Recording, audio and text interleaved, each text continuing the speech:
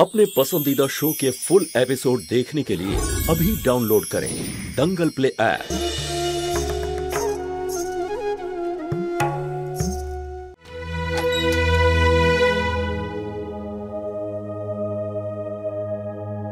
দাদা, আমার কিছু কথা আছে।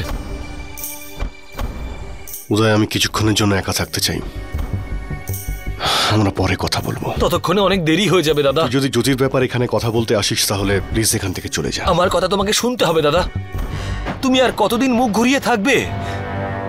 তুমি আমাকে শিখিয়েছিলে না যে আমাদেরকে সব থেকে বেশি ভালোবাসে সে আমাদের কখনো দুঃখ দিতে পারে না। ভালোবাসা নয়, ও আমায় ঠকিয়েছে। বাইরের লোকের দুটো কথা তোমার বিশ্বাস ভেঙে দিল। এতটাই দুর্বল তোমার বিশ্বাস? যে ভালোবাসার ভিত এত দুর্বল হয় তাকে একদিন না একদিন তো ভেঙে পড়তেই হবে। দাদা, তুমি সব সময় বৌদিকে বিশ্বাস করেছো, তাহলে এই কথাটা কেন বিশ্বাস করছো না যে বৌদি যা কিছু করেছে পরিস্থিতি অনুযায়ী করেছে? তোমাকে কষ্ট দেওয়ার জন্য কিছুই করেনি বৌদি। দেখ, সহ্যের একটা সীমা থাকে উদয়। আমি ওর কাছে একটাই প্রমিস চেয়েছিলাম, আমার বিশ্বাস যেন কোনোদিন না ভাঙে, কিন্তু সেই বিশ্বাসও ভেঙে দিয়েছে। আর কিছু নেই আমাদের সম্পর্কের মধ্যে। দেখ, আমি তোকে রিকোয়েস্ট করছি উদয়, জ্যোতির হয়ে আমার কাছে আর কোনোদিন কথা বলতে আসবি না, না হলে আমাদের দুই ভাইয়ের মধ্যে হয়তো কোনো সম্পর্ক থাকবে না। জামাই বাবু, একবার উদয়ের কথাটা শুনুন না প্লিজ। সুধা, তুমি যদি এখানে উদয়ের স্ত্রী হিসেবে আসো তাহলে তোমার কথা আমি অবশ্যই শুনব। তবে যদি জ্যোতির ওকালতি করতে এখানে আসো তাহলে আই এম সরি। আমি চাই না আমি তোমাকে উল্টোপাল্টা কথা বলি আর তুমি মনে মনে কষ্ট পাও। প্লিজ এখান থেকে চলে যাও। উদয়, আমি তোর কাছে হাত জোর করছি, তুই প্লিজ এখান থেকে চলে যা। উদয়, প্লিজ প্লিজ আমায় একা থাকতে দে।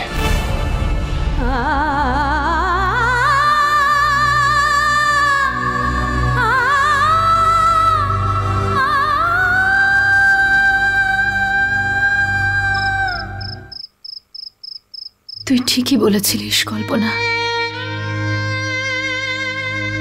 পঙ্কজ কোনোদিনও এটা মানতে পারবে না যে ও আমার সেকেন্ড চয়েস, আর সেটাই হলো। আর এখন পরিস্থিতি এতটাই খারাপ হয়ে গেছে যে পঙ্কজ আমাকে আর কোনোদিনও গ্রহণ করতে পারবে না। জ্যোতি, তুমি ওদের মতো যারা সহজে হেরে যায় না, তাহলে তুমি আজ এসব কথা কেন বলছো? না রে কল্পনা, আমি হেরে গেছি রে। সব কিছু শেষ হয়ে গেল রে কল্পনা, আর কেউ নেই আমার। কিরকম কথা বলছো তুমি জ্যোতি? তোমার নিজের বাড়ি আছে, নিজের পরিবার আছে, তোমার মা বাবা ভাই বোন আমরা আছি তো। তাহলে কেন তুমি নিজেকে একা ভাবছো? একটা মেয়ের কাছে বিয়ের পর তার শ্বশুর বাড়ি তার নিজের বাড়ি হয়। আমার বাবা মা তো আমাকে তাই শিখিয়েছে। বিয়ের পর বাপের বাড়ির লোকেরা পর হয়ে যায়। বিয়ের পরে একটা নতুন সম্পর্ক তৈরি হয়, এটা তো ঠিকই, কিন্তু এর মানে এটা নয় যে পুরনো সম্পর্কটা ভেঙে যায়। তুমি একটা শিক্ষিত মেয়ে হয়ে এইসব কথা কি করে বলতে পারো জ্যোতি? আর তোমার মতো মেয়েরা তো ছেলেদের থেকেও অনেক গুণী।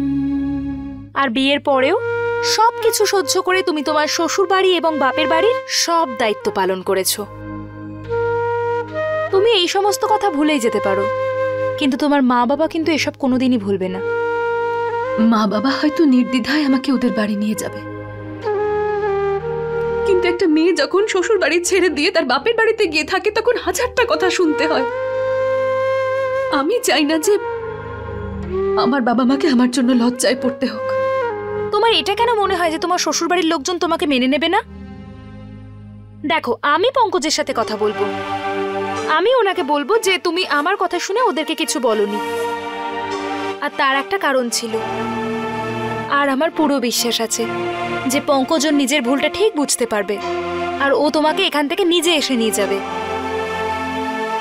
তুই ওখানে গেলে তো কেউ অপমান করবে কল্পনা। তো আমি সহ্য করে নেব অপমান আমার বন্ধুর জন্য, কিন্তু আমি পঙ্কজের সাথে নিশ্চয়ই কথা বলবো।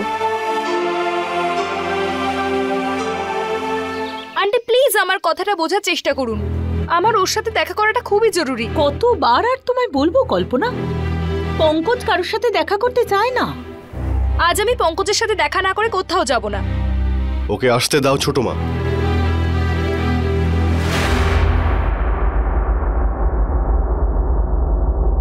বসো, বলো কি বলতে চাও।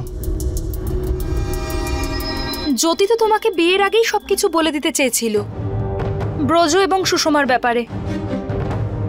ওটা তো আমি ছিলাম যে ওকে আটকেছি, আর ওকে আটকানোরও একটা কারণ ছিল। ব্রজর ব্যাপারে উনি যদি পরে জানতে পারেন, উনি আমাকে কখনো ক্ষমা করবেন না। অন্য কারোর মুখ থেকে আমাদের বিষয় শোনার আগে আমি নিজে ওনাকে সবকিছু বলে দিতে চাই। এই সত্যিটা আমি ওনার কাছে লুকোতে পারবো না। না জ্যোতি, তুমি যেটা করতে চলেছো সেটা ঠিক নয়। আমার তো এটাও মনে আছে যে উনি তোমাকে বলেছিল যে কোনো রকম চাপে পড়ে তুমি যেন বিয়েতে রাজি না হও। জ্যোতি, ও তোমার দ্বিতীয় পছন্দ হয়ে থাকতে চায়নি। এটাই সত্যি পঙ্কজ। আর এর পরেও যদি তোমার মনে হয় কারোর কোনো ভুল আছে, তাহলে শাস্তি জ্যোতি নয়, আমার পাওয়া উচিত। তাহলেও বিবাহ বার্ষিকীর দিনেই এই কথাগুলো আমাকে কেন বলতে গেল? কারণ কি, ব্রজও এই বাড়িতে চলে এসেছিল পঙ্কজ। জ্যোতির মনে এটা ভয় ছিল যে ও যেন তোমার কোনো ক্ষতি না করে ফেলে। পঙ্কজ, যখন একটা মেয়ে বিয়ে করে নতুন পরিবারে আসে, নতুন সম্পর্ক বানায়, শুরুর দিনে তার মনের মধ্যে কিছু না কিছু নিয়ে একটা ভয় থেকেই যায়। দ্বিধা, গত 1 বছর ধরে আমি ওর সমস্ত সিদ্ধান্তকে সমর্থন করেছি।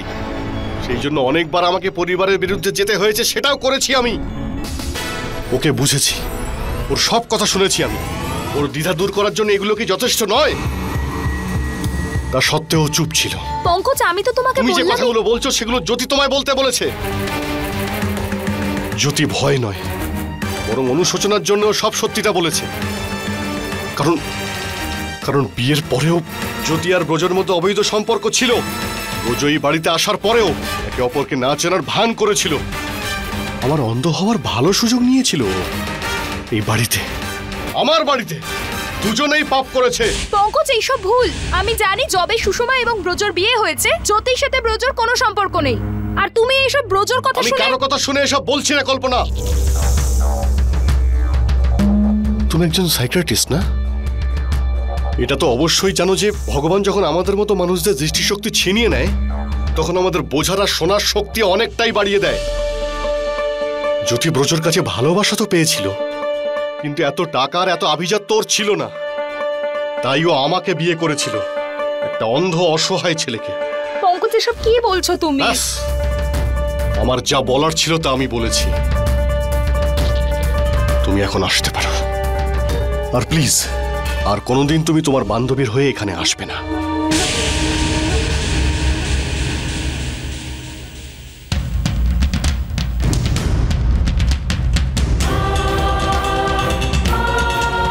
পঙ্কজ, তুমি অনেক বড় ভুল করতে চলেছো। আর দেখে নিও, তোমার এই ভুলের জন্য একদিন তোমাকেই মাসুল দিতে হবে।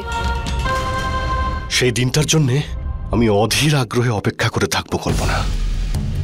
আর সেই দিন যদি আসে, তাহলে আমি তোমায় কথা দিচ্ছি, আমি তোমার কাছে আর তোমার বান্ধবী জ্যোতির কাছে হাত জোর করে ক্ষমা চাইব। তাই দয়া করে তুমি এখন আসতে পারো।